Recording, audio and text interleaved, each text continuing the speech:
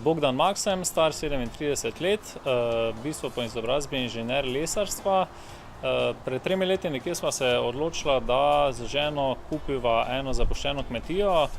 Želja nama je bila v začetku pač malo vrtičkati, ampak zelo hitro je to iz vrtičkarstva prešlo v eno kmetijsko dejavnost, malo drugačno kmetijsko dejavnost, ampak ustvarjamo. Torej 3 leta smo stara kmetija, takrat sem jaz pustil službo zaradi tega, ker pač ni bilo možnosti, da bi vse zadeve lahko spravili v neki normalni tok kmetijskega gospodarstva. Kmetija obsega približno 14 hektarjev. Zdaj v letošnjem letu smo začeli aktivno izvajati projekt medenega parka oziroma projekt Zasadimo si. Osnovni namen projekta je bil, da ustvarimo neko učilnico na prostem, kjer bi lahko ljudem pokazali, v kakšnem okolju so pač v preteklosti avtohtone slovenske sorte rasle. Medeni park je neka osnova, da bomo lahko v njem nasadili tudi čebele oziroma postavili v naslednjem letu učni čebelnjak, v katerem bi pač mladim želeli prikazati razvoj čebele in pač na kak način čebelja družina funkcionira.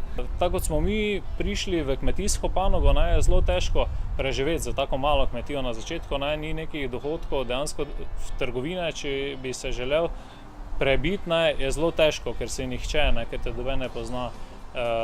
Zato smo nekako razmišljali o tem, da na kmetiji najprej nudimo neke druge dejavnosti.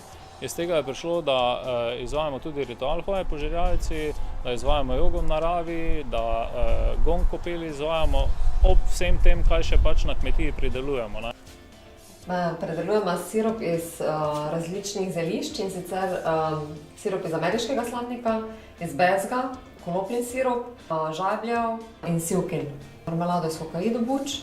Ja, posebno so še pač čaji, ki jih delamo, različne čajne mešanice, ki jih sami sestavljamo, ameriški slamnik. Najbolj prodan naš izdelek je čaj iz industrijske konoplje, potem sam ameriški slamnik, to so pač te stvari, ki jih iz našega zeliščnega nasada najdemo, drugače pa še pridelujemo pirino moko, pirin zdrob, pirine otrobe in pa konopljino moko.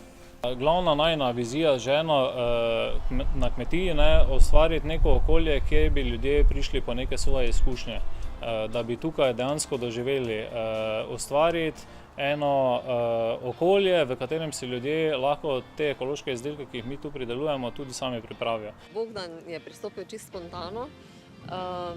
Ko smo se odločila za kmetijo, je dejansko, najprej sem se odločila samo za njivo, konopljino in par zelišč. In iz tega je pač nastalo posestvo Sončni raj.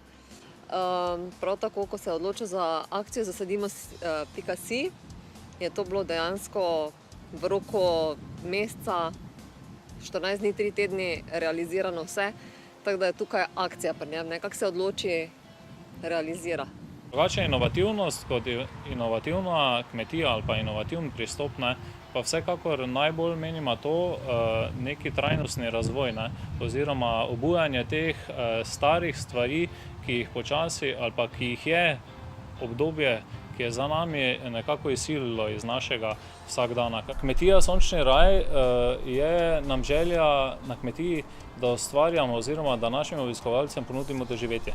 Kar pomeni, da ni prva prioriteta ta, da zelišča, ki jih pridelujemo, predelamo v milo, ampak bi veliko raje dosegli to, da zelišča poberemo in ljudi naučimo, kako se milo naredi.